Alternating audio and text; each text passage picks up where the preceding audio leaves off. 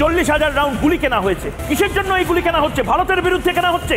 বাংলাদেশ নিয়ে ভারতের গণমাধ্যমে গুজব ও মিথ্যাচার নতুন কিছু নয়। বাংলাদেশের সরকারিভাবে যে প্রতিক্রিয়া শোনা যাচ্ছে সশস্ত্র বিপ্লবের, সশস্ত্র জঙ্গিপনা। দেশটির গণমাধ্যমের মতোই তাদের গোয়েন্দা সংস্থাও ঢাকা ইসলামাবাদ নিয়ে ভিত্তিহীন নানা প্রতিবেদন প্রকাশ করছে। ভারতের গোয়েন্দা প্রতিবেদনে দাবি করা হয়েছে, বাংলাদেশ নিজেদের প্রতিরক্ষা সক্ষমতা বাড়ানোর লক্ষ্যে একটি কৌশলগত পদক্ষেপ হিসেবে স্বল্প পরিসরের ব্যালিস্টিক মিসাইল সংগ্রহের জন্য পাকিস্তানের সঙ্গে যোগাযোগ করছে।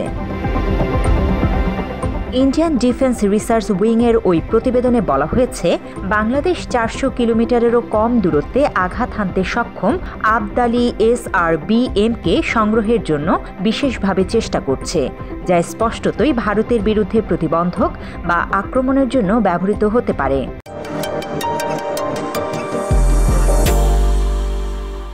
প্রতিবেদনে আরও বলা হয়, আবদালি SRBM পাকিস্তানের সামরিক বাহিনী হাতফ 2 নামে পরিচিত একটি কৌশলগত ব্যালিস্টিক ক্ষেপণাস্ত্র, যা যুদ্ধক্ষেত্রে ব্যবহারের জন্য নকশা করা হয়েছে।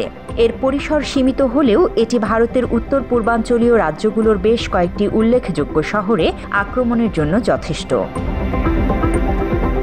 ভারত সম্প্রতি বাংলাদেশ সীমান্তের কাছে তার ব্যালিস্টিক ক্ষেপণাস্ত্র প্রতিরক্ষা ব্যবস্থা এবং সামরিক অবকাঠামোর সম্প্রসারণ করেছে। দিল্লি সামরিক সম্প্রসারণের বিরুদ্ধে ঢাকার এই পদক্ষেপ বাংলাদেশের প্রতিরক্ষা ব্যবস্থাকে শক্তিশালী করার একটি ইঙ্গিত হিসেবে দেখছে ভারত। বাংলাদেশের অস্ত্রাগারে ব্যালিস্টিক ক্ষেপণাস্ত্র আসা এই অঞ্চলকে একটি অস্ত্র প্রতিযোগিতার দিকে নিয়ে যেতে পারে বলে আশঙ্কা করছে দিল্লি। জান্নাতুল ফেরদৌস তমা, বাংলা এডিশন।